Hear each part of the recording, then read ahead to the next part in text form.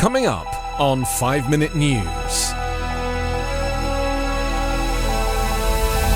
UN Assembly denounces Russia as Ukrainian city falls.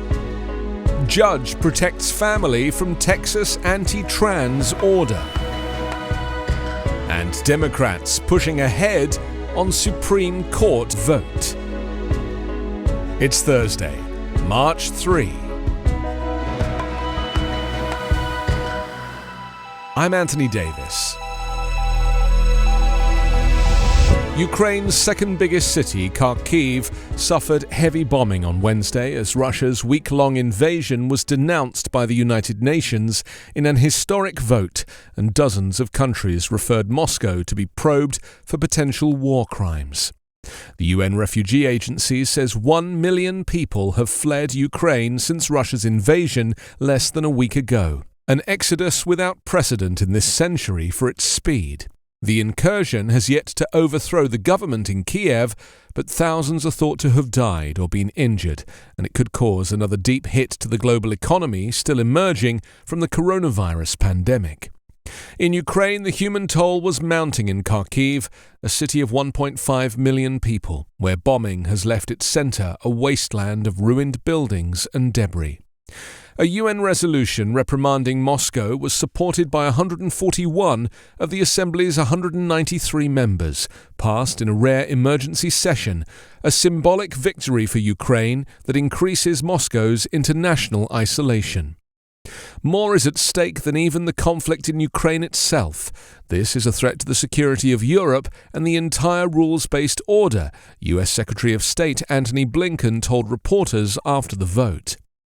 An investigation into possible war crimes will immediately be opened by the International Criminal Court, following requests by 39 of the court's member states, an unprecedented number. The Kremlin said its forces had taken the Black Sea port of Kherson, a southern provincial capital of around 250,000 people, strategically placed where the Dnipro River flows into the Black Sea. Late on Wednesday, the Kherson mayor said that Russian troops were in the streets and had forced their way into the city council building after a day of conflicting claims over whether Moscow had made the first major gain of a city in its invasion that began 8 days ago.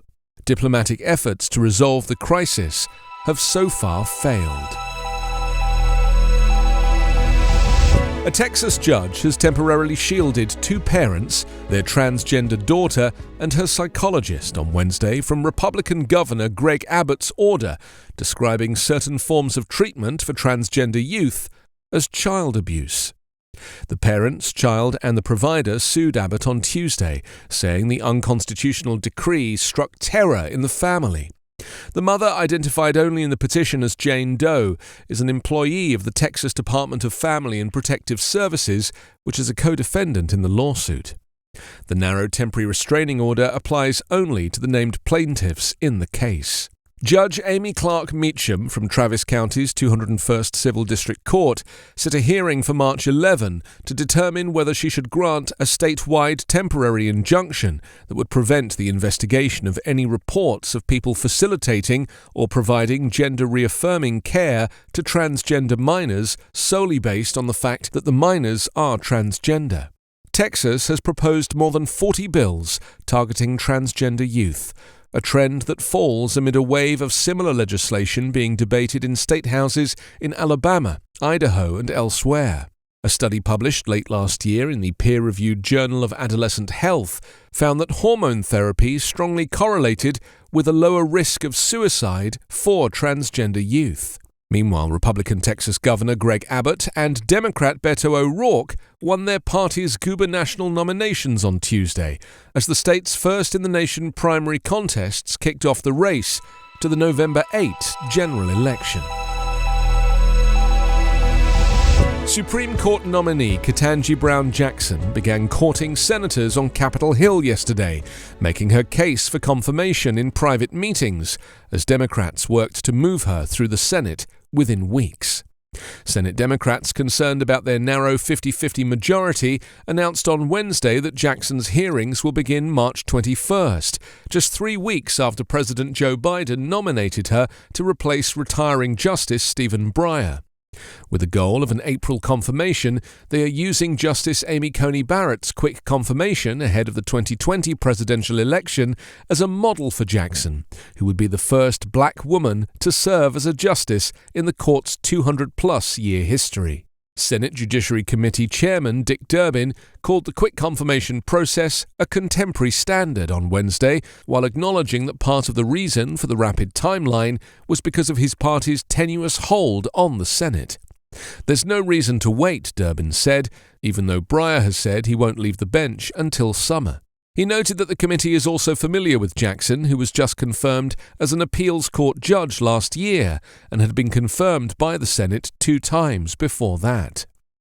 The sped-up timeline is just one byproduct of increased partisanship and a decade of gradual rule changes in the once collegial Senate. The majority party knows it can win confirmation with a simple majority, and bipartisan outreach is more symbolic than necessary. So far, there have been few surprises with Jackson, who has been a federal judge for 9 years and is well liked by members of both parties. You can subscribe to 5-Minute News on YouTube with your preferred podcast app. Ask your smart speaker or enable 5-Minute News as your Amazon Alexa flash briefing skill. Subscribe, rate and review online at 5minute.news. 5-Minute News is an Evergreen podcast covering politics, inequality, health and climate, delivering independent, unbiased and essential world news daily.